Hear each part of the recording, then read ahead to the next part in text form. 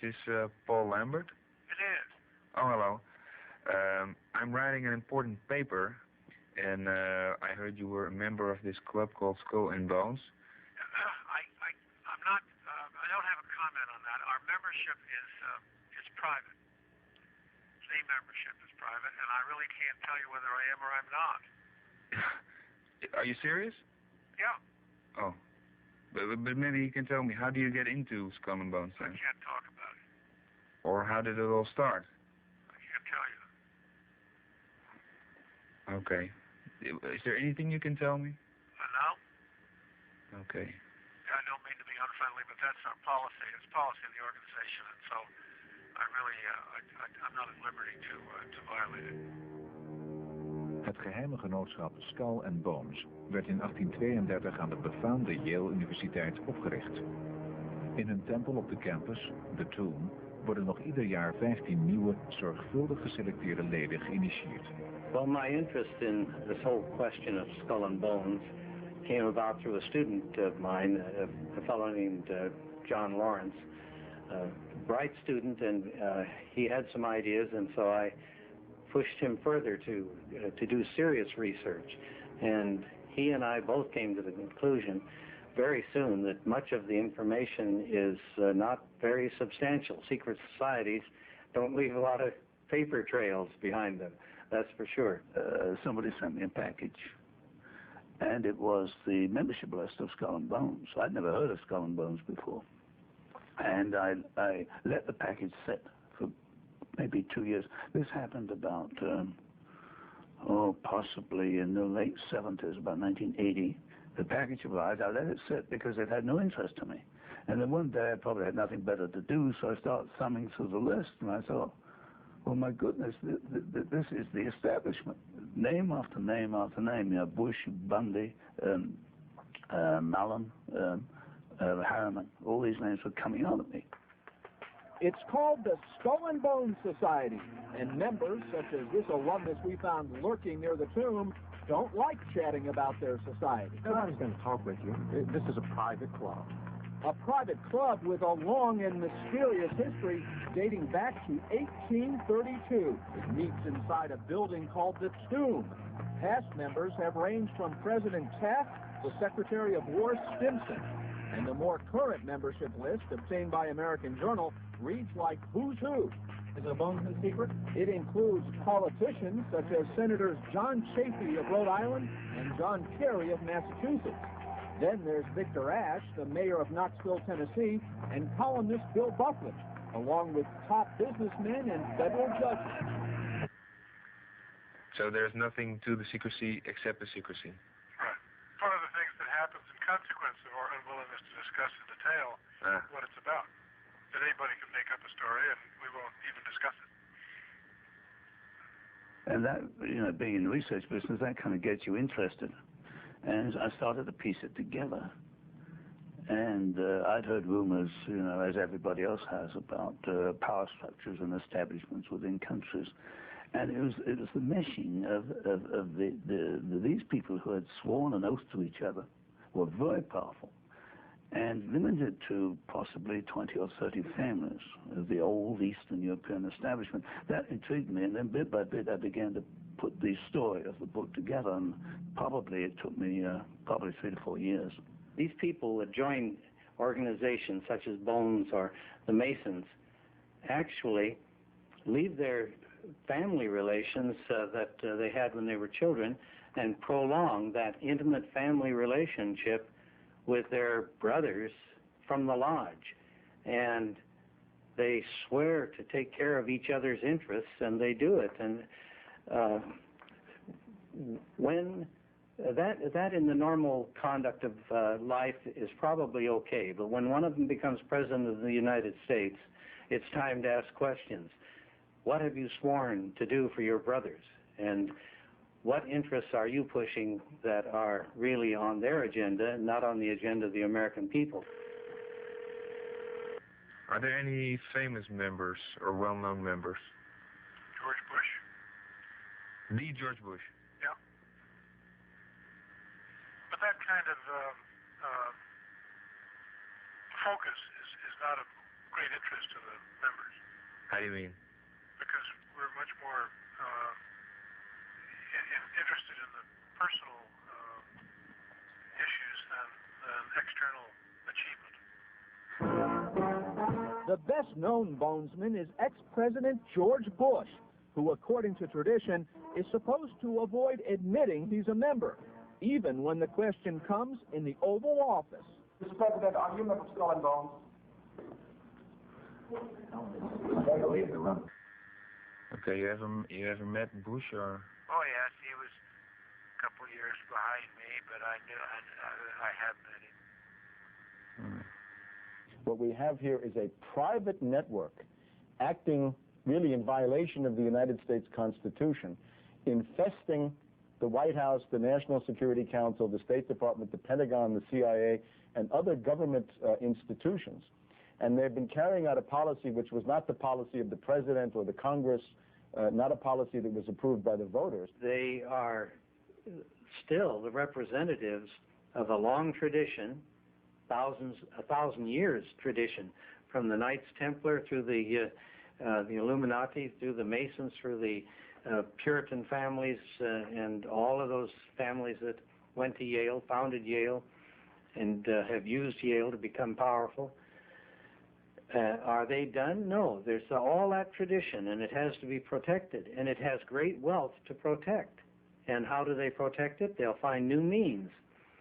They'll hold offices. They'll hold appointive offices and elective offices, and they will be in charge of huge amounts of money. Do you know how it all started out so long ago? I really don't know much about the history of the group. No, I don't. It's been established for, I think, about 150 years in New Haven by undergraduates and graduates of Yale University. 15 members are elected each year. Basically, personal relationships are the most important product of the years that you spend in relationship to the organization. Oh, yeah. It's a very personal experience. The core of Skull and Bones is 15 or 20 families. These are old line families. They came to the United States from England about the 1600s, 1700s. And you've got the Lords and the Wadsworths and the Bushes.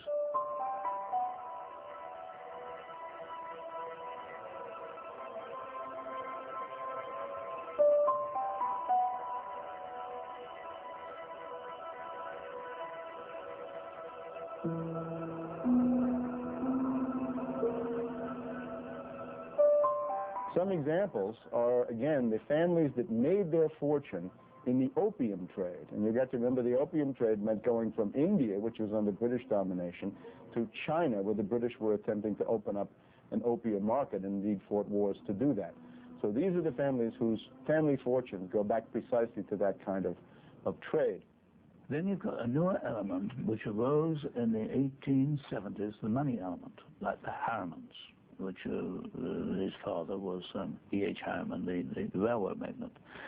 So the core, as you go through the early 20th century, is comprised of 15 or 20 families, partially from old line American families going back to the Pilgrims, and partially from money, banking money, that came up through the late 19th century. How do you get into this club? The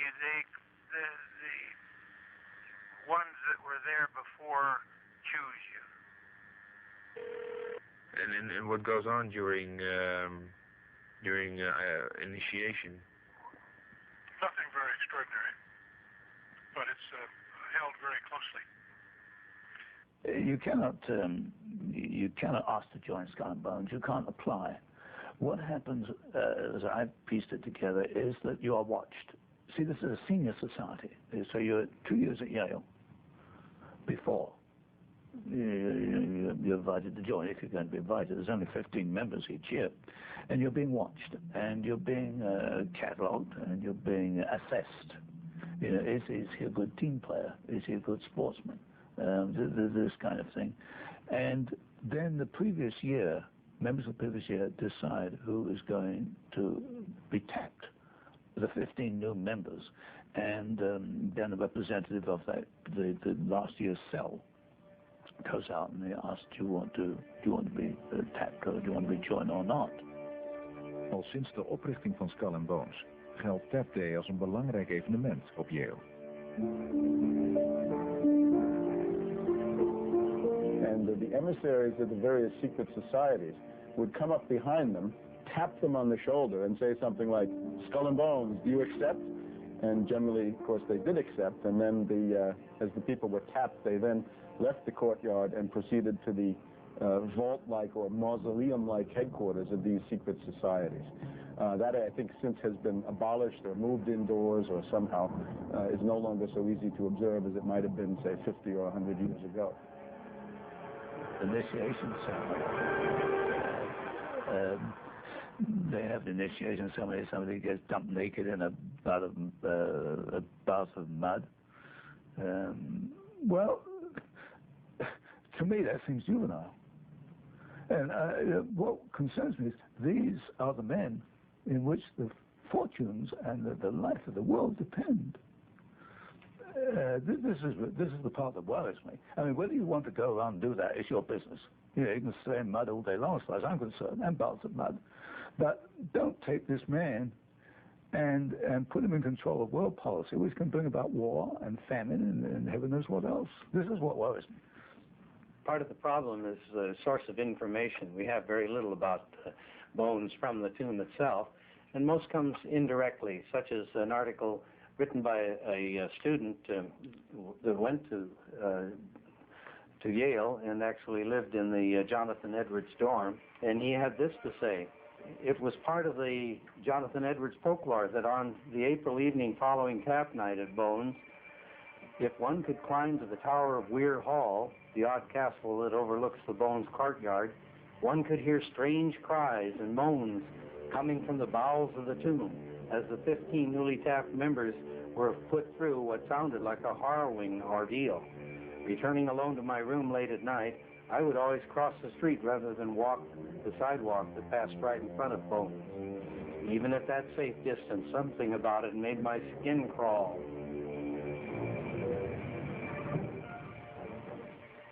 Yes, well, you see, when they're initiated, I think part of the process is that they are leaving this life and being born into another life.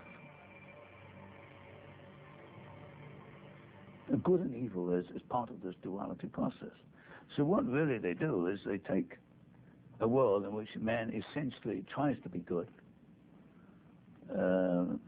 tries to have good objectives, because basically this is the only reason we've survived as humanity is because most of us have good objectives. They've taken that objective and they've reversed it. And they've made their end to be destruction and death. Not death for the 15 in the cell, death for everybody else. That's the meaning behind the symbolism.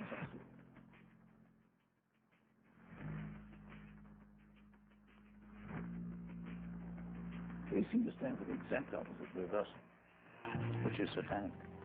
Skull and Bones is a kind of Freemasonic association, and I guess you could call it a death cult. You can call it a satanic cult. The symbolism, of course, is the skull and crossbones, right? The death's head, or Totenkopf, I guess as the SS called it during the Second World War. It's a very sinister symbolism. It is obviously Freemasonic. Everything about them reflects this symbolic hidden meaning. Everything they do reflects the hidden meaning. And I mean, I don't think that these people do these things accidentally or coincidentally. They're intelligent men. They know what they're doing. They know what they're joining. All I can ask is whether anybody who sees this, would you join an organization which has Skull and Bones as a symbol? And I think in most cases the answer will be no. Here we have a network of Yale-trained financiers. They're advancing under this pirate flag. They're fresh from their satanic rites, their death cult, and all of the sinister claptrap that they have around this. They go into the United States government. They don't care about the president, the Congress, or the Constitution. They take over these institutions and imprint upon them their own policy, which has been tremendously damaging to the United States and the world.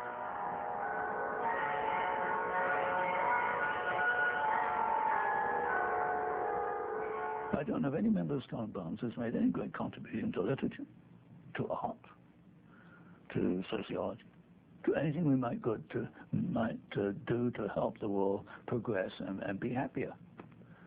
That's a very interesting thought. They don't show up, say, in the Red Cross or in peaceful organizations, except where a peaceful organization is used for an ulterior motive. That probably is a very interesting observation that they exist apparently for war and destruction and greed and personal acquisition of finance. They don't exist to better the lot of the fellow men. They exist to better their own lot as a group. As is often said, the devil is in the details. What happens after these people leave Yale and become powerful? Een van de bekendere Bones-leden uit de geschiedenis is W. Averell Harriman. Hij bekleedde hoge politieke functies onder meerdere presidenten en was de man achter wat nog steeds de grootste privébank van Amerika is, Brown Brothers Harriman. Voor deze bank maakte hij begin jaren 20 in Berlijn contact met de Duitse grootindustrieel Fritz Thyssen. Especially since you're a man that's probably spanned more historic events since the war than any other I know of. You're almost a decade older now than the century, and I wonder if you could tell us as a starter, Governor, how you maintain this youthful appearance of yours. Well, I don't know about that, but I think all one can say is that if you work hard and interested in what you're doing, I think that's the important thing, and then I play hard too, exercise, and I enjoy life. On looking at the membership structure,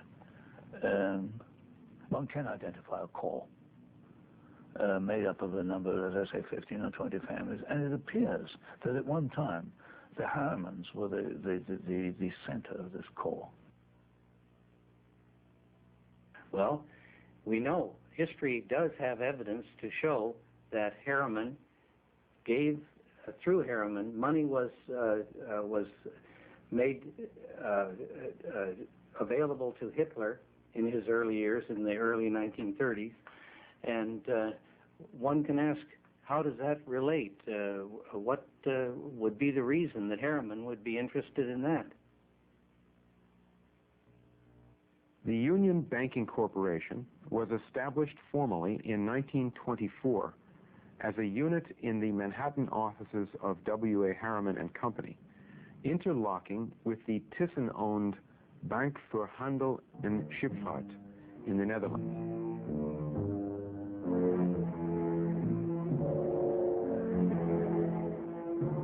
De Rotterdamse Bank voor Handel en Scheepvaart werd gebruikt om via grootindustrieel Fritz Thyssen Hitler en de nazi's van geld te voorzien.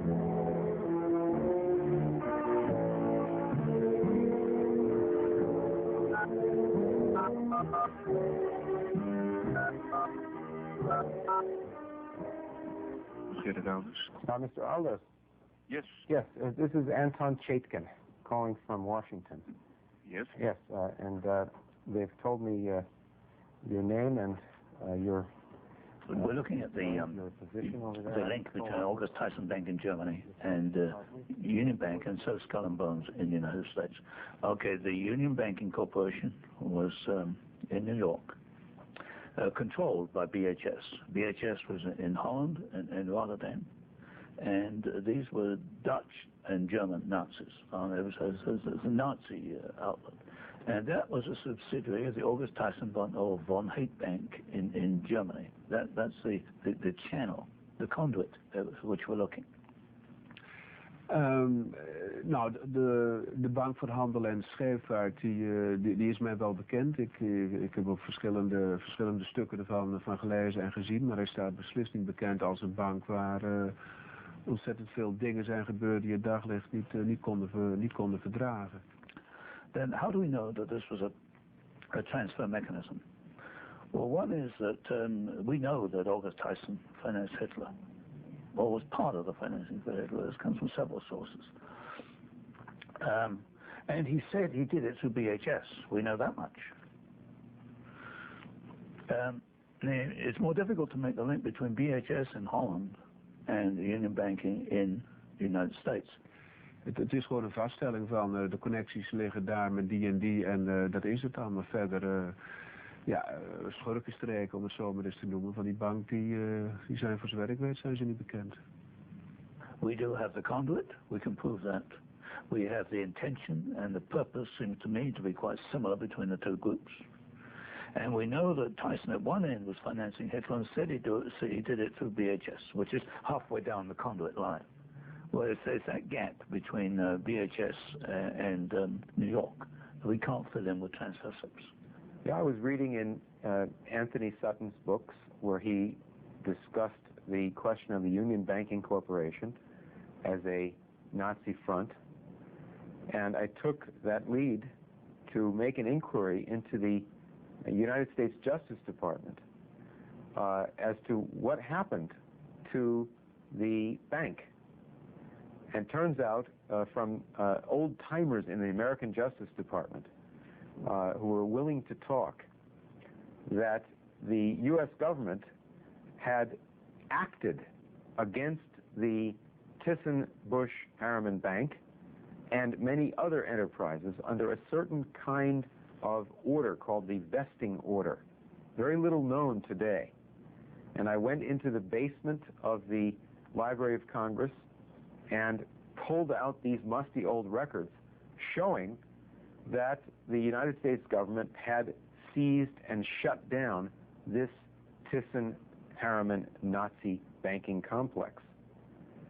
Nou, die vestingorders die in Amerika zijn afgegeven, dus laat december 41, begin 1942, en dan vesting wilde zeggen dat de bedrijven onder beheer worden gesteld. Dat gaat eigenlijk in praktisch al die gevallen om Amerikaanse bedrijven met een grote Duitse invloed, of een vermoede Duitse invloed, en met name dat vermoede invloed is belangrijk, want dat wil men op alle mogelijke manieren tegengaan, hè, die Duitse invloeden daarin. Dus neemt men liever 100 bedrijven te veel onder beheer dan eentje te weinig. En de achtergrond is eigenlijk een vorm van nationale veiligheid, zou je kunnen zeggen. Want via die bedrijven, dus Amerikaanse bedrijven met Duitse invloed, werd er heel vaak spionage gepleegd. Via deze bedrijven kon men inzicht krijgen in de Amerikaanse oorlogsproductie, wat natuurlijk voor de Duitsers van levensbelang was. En ja, dat is eigenlijk de achtergrond voor al deze vestingorders die er zijn afgegeven. Yeah, but this avoids the problem that there are two classes of Nazi collaborators. One would be somebody who's a German who thinks he's acting on the side of Germany in a war, some ordinary German.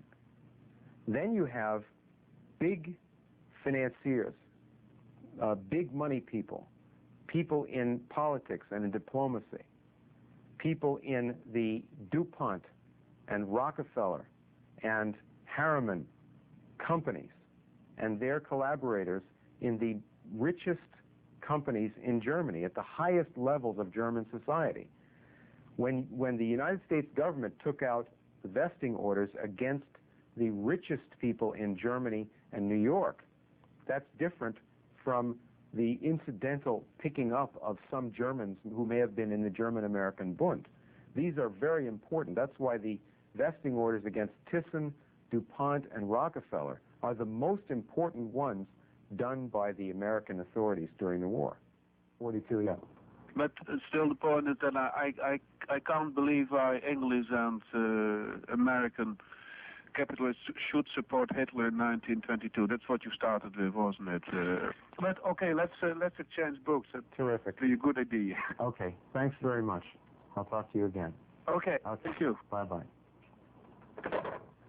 So, I mean, he has nothing to say as opposed to what we're doing. Because he doesn't know about American industry, he doesn't know about American finance, he doesn't know about these people who did these things.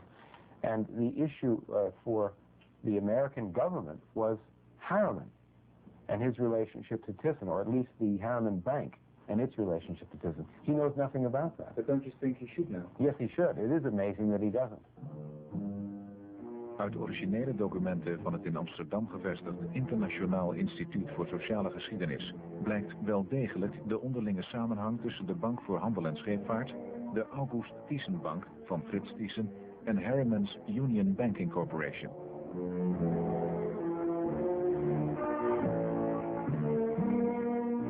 The investigators concluded that the Union Banking Corporation has, since its inception, handled funds chiefly supplied to it through the Dutch bank by the Thyssen interests for American investment.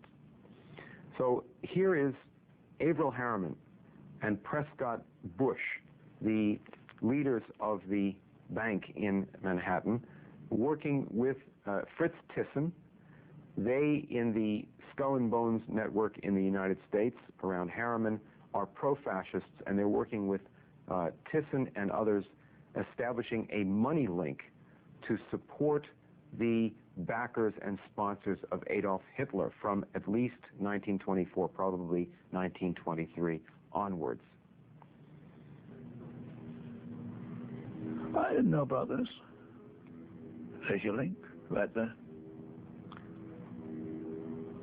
There's your link. Established in 1924 in the Manhattan office of W.A. Harriman. So this same thing I said. Oh, yes. That was the time that Hitler was looking for money. Sir Emil Kurdoff, I didn't know he was looking so. That's it. That's the clinching link. I think it's a reasonable supposition that money followed from that, even if I don't have the translation.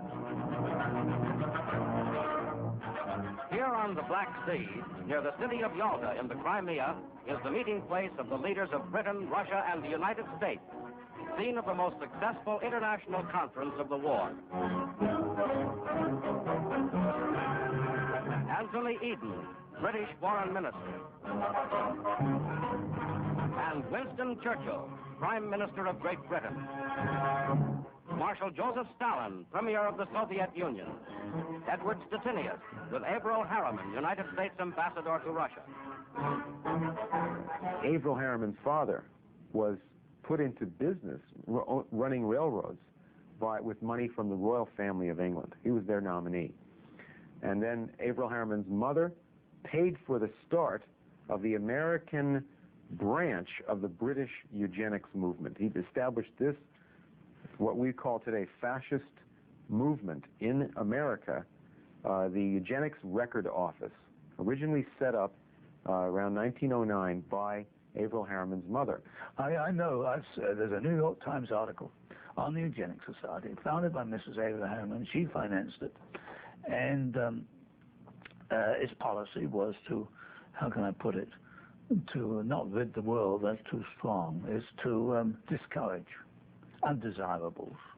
And then who are the undesirables? Well, it's pretty much, it comes out, as I remember reading the article, that there were certain unfortunate people, and not as well off as others, which I suppose would include blacks and Jews, and it's a racial thing. The Eugenics Society was racial.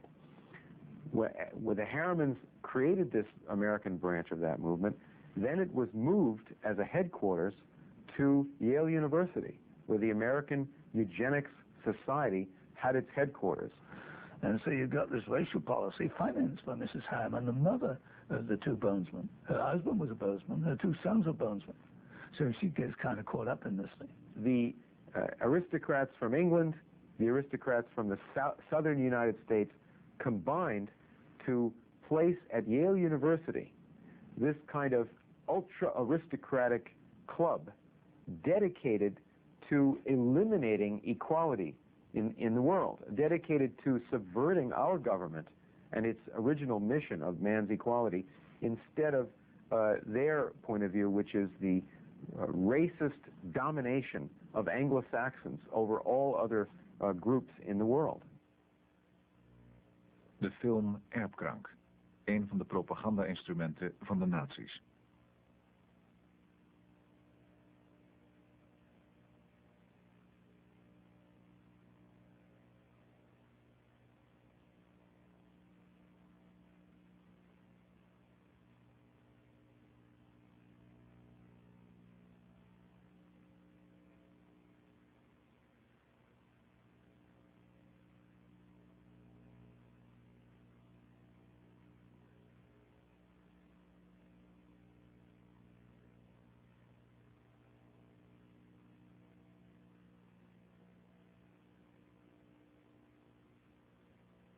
Ernst Rudin, who wrote Hitler's race laws in 1933 was in the American Museum of Natural History at the Harriman Run Conference in 1932 of the eugenics movement for the world. He was elected leader of the world movement there at that Harriman meeting and went immediately back to Germany. Hitler was put into power within a few months, and Rudin was put in charge of writing these race laws that said if Jews mix with Aryans, they're going to be punished. This idea of a racial policy is, I think, just as important as the financial link. I mean, sure, you can hand over $1 million marks, but if a policy is important as a racial policy, one of extermination it came down to, also continue, then you're right back to the same group. And one can go further, right up to today, and ask questions about these racial policies. For example, I read Robert McNamara. McNamara used to be Secretary of Defense in the United States. He's not a Bonesman, but he's one of the so-called whiz kids. If you read McNamara's latest book, you'll find that he says that population expansion is more dangerous than atomic warfare. They still have the same point of view about cutting the budget and getting rid of whole classes of people that are superfluous in their view, the elderly or people of the wrong race. And this is their point of view today. I, George Herbert Walker Bush. I, George Herbert Walker Bush. Do solemnly swear. Do solemnly swear. That I will support and defend the Constitution of the United States. That I will support and defend the Constitution of the United States. Als we willen weten wat het gedachtegoed van Skull and Bones tegenwoordig is, moeten we kijken naar de persoon van George Bush. Na William Taft het tweede lid van Skull and Bones dat Amerikaans president wordt. Hij wordt hier ingezworen door Supreme Court Justice Potter Stewart, ook Skull and Bones lid. With Bush, we reached the bottom of the barrel in terms of American politicians. You have to look at him again and again and say, how did this guy make it compared to any number of other political figures that would have been perfectly plausible presidential candidates? You've got to point to the family money, again to this Brown Brothers Harriman network, which meant media, which meant friendships with senators. Ultimately, it meant the support of Kissinger. That brought the support of Nixon. At every critical turn in Bush's career, he was often defeated. He was, again, defeated in his Senate attempts in '64, in 1970, but he was always then getting appointments from people like Kissinger and Nixon so that he could somehow keep going and try to make this bid for the top, for the vice presidency, and then after that somehow slither into the presidency based on the fact that many people in 1988, many people, especially in the southern states, were really voting for Reagan because they thought this was going to be a continuity of the Reagan years, which they had found perhaps tolerable. There's a certain stability to our system, and I think experience taught me project that stability. Don't go for the grandstands. Don't over-dramatize things. The American people are entitled to know that the system works, that experienced people know how to handle moments of crisis. You've got an example of Bush. The Bush family, of course, has been a long time in Skull and Bones. Bush is 1 year ambassador to China, 1 year in Central Intelligence Agency, then he becomes vice president, then president. Now, he covers so much ground, so quickly, that, and he's not an abnormal genius or anything, but there had to be pressure and a power play behind the scenes. When you look at incidents like this, and there are many of them, you cannot arrive at any other conclusion that behind the scenes there's some pushing and pulling and almost manipulation to advance. And advance is the word used by many, many members within Skull and Bones. They advance their interests. We can certainly say that George Bush, in his political career, which reaches back into the 1950s, is a suitable metaphor to express the power of these Skull and Bones Harriman networks in modern American life. And it's also the case that George Bush brings together as a kind of a nodal point all of the different components that are involved in the Skull and Bones and also in other allied pro-British political currents inside the United States. And who should sit at that desk? My friend, I am that man.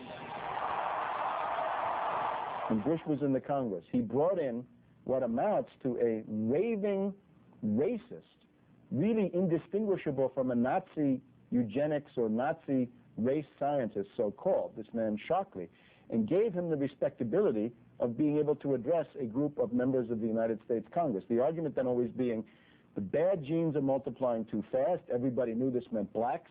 The good genes are not multiplying fast enough. This meant Anglo-Saxons and maybe other whites, if they're lucky, right? In het zuiden van Californië, bij de stad San Diego, wordt in een ondergrondse bunker diep gekoeld op deze boerderij het zaad bewaard van 2 Nobelprijswinnaars en 3 andere donors. Miljonair Robert Graham heeft hen uitgekozen om samen met jonge intelligente vrouwen een superras te kweken. Graham, die geschrokken van de publiciteit geen interviews geeft, heeft al 10 jaar geleden een boek geschreven waarin hij een beroep doet op intelligente mensen om hun sperma af te staan en zo te zorgen voor een nieuw superras. De enige donor die er rond vooruit wil komen dat hij al 2 maal zaad heeft gegeven is de uitvinder van de transistor, Nobelprijswinnaar Dr. William Shockley. Dr. Shockley, why did you give sperm to this exclusive bank for Nobel laureates? Well, for a long time I've been interested not only in the human quantity problem, that is the population explosion that exists worldwide, but also in the human quality problem.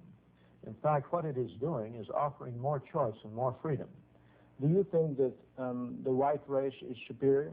I would think that the black population, there is no doubt in terms of performance, intellectual performance, the black population is much lower than the white. And furthermore, as I have stressed, the highest birth rate that I found in the 1970 census applies to the lowest socioeconomic segment of the black population, rural black farmwomen. They average 5.4 children, enough to double their fraction of the population in one generation.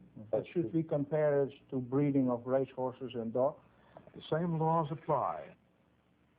And therefore, said Shockley, what we ought to do is use sterilization, allegedly voluntary sterilization, but everybody knows that voluntary sterilization becomes forced sterilization if that's the price of getting your welfare check or some other thing that you need to survive from the government.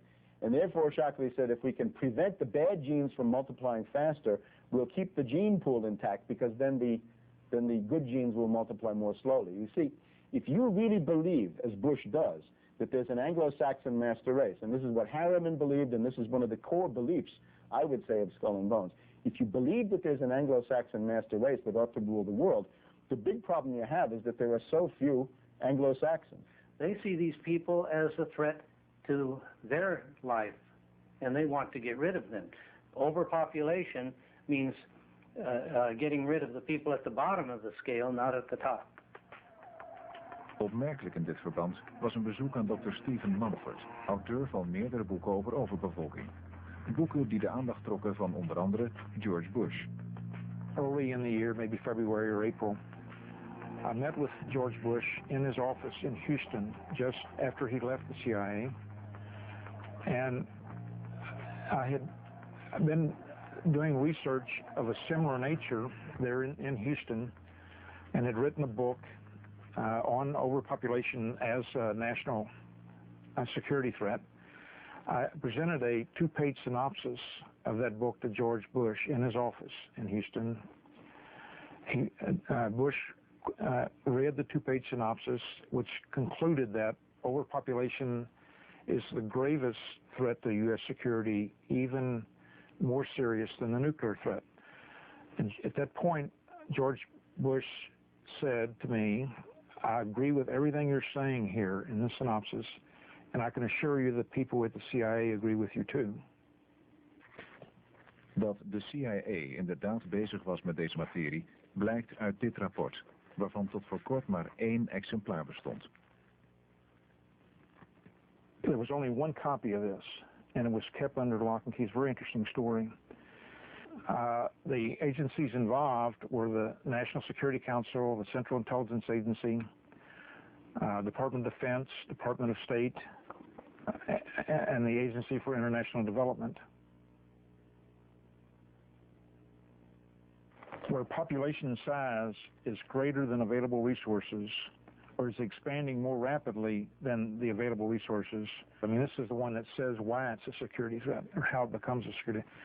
Where population size is greater than available resources, or is expanding more rapidly than the available resources, there's a tendency toward internal disorders and violence, and sometimes disruptive international policies or violence. This is what happened with Iraq and Kuwait. In developing countries, the burden of population factors added to others will weaken unstable governments, often only marginally effective in good times, and open the way to extremist regimes. Volgens Mumford is overbevolking er de oorzaak van dat jaarlijks miljoenen Mexicanen de grens met de Verenigde Staten proberen over te komen. We share a 2,000-mile border with Mexico. When you share a 2,000-mile border with a country of 90 million people who are going to war, civil war, how many tens of millions are going to come across our border?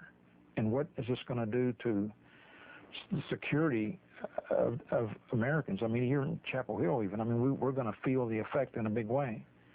I mean, the odds of this happening, if we just ignore the situation, the odds of it happening are nearly 100%.